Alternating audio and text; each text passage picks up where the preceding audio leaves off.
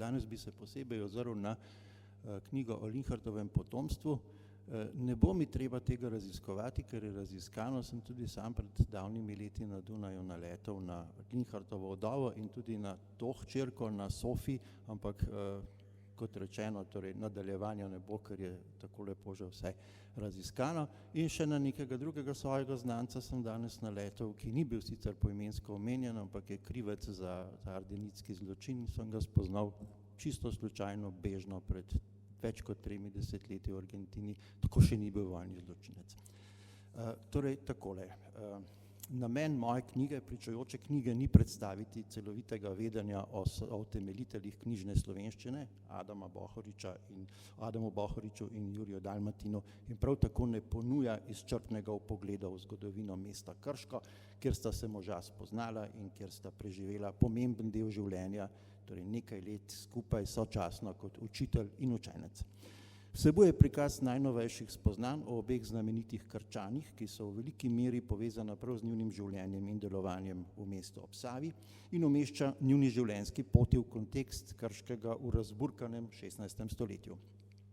Če povzamem svoje glavne ugotovitve o Adamu Bohoriču, gre najprej poudariti, da smo 500-letnico njegovega rojstva praznovali nekaj let prezgodaj, leta 2020, saj je prišel na svet šele okoli leta 1524.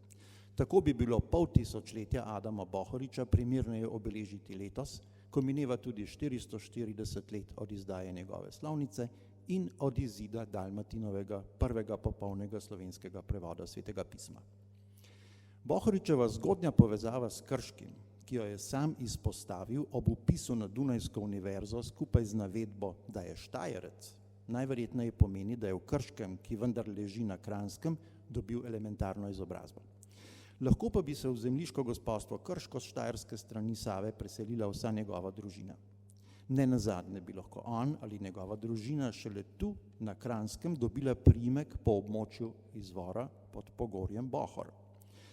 Bohorič pozneje v Krškem ni vodil lastne šole, kot beremo, ampak mestno oziroma mestno župnijsko šolo, kar je v nasprotju z dosedanjim prepričanjem trajalo manj kot 12 let.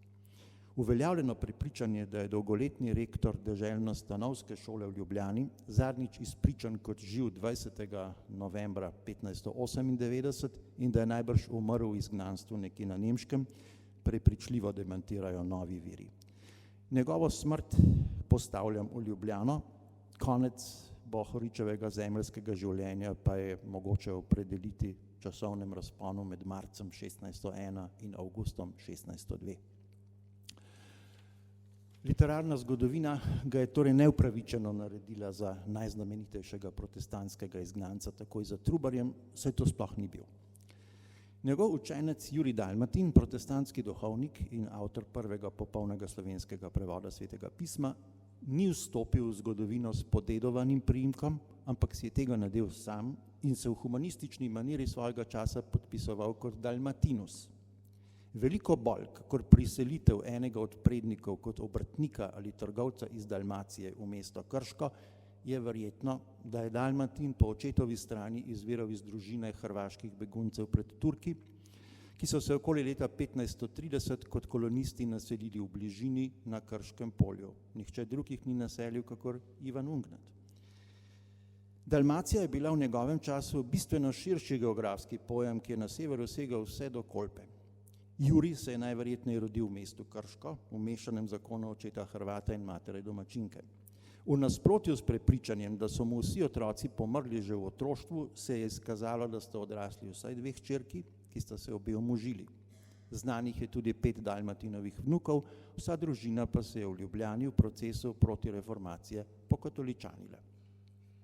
Tretje najobsežnejše poglavje knjige govori o Krškem v Bohoričevem in Dalmatinovem 16. stoletju.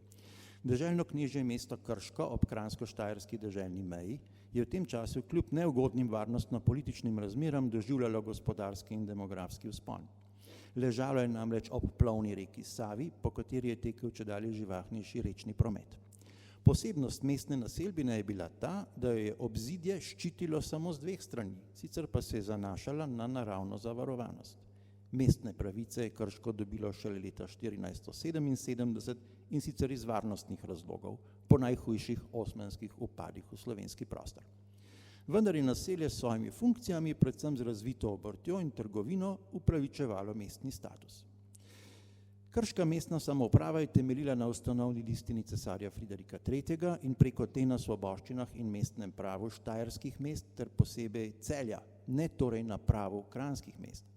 Glede na večino mest na Slovenskem je pravni položaj Krškega v 16. stoletju dokaj dobro dokumentiran in sicer predvsem v tako imenovani mestni knjigi, nekakšni spomenici mesta, vodeni od okoli leta 1500 do 1679.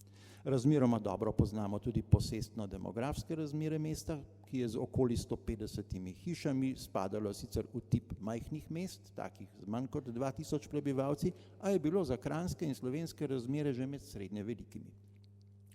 Ob splošnem prikazu razmer v lokalnem okolju se poglavje o Krškem natančneje posveča nekaterim doslej premalo osvetljenim in še neodprtim vprašanjem. Med temi zauzemata posebno mesto reformacija in protireformacija, ki pa ob pomanjkanju virov še naprej ostajata precejšnja bela lisa.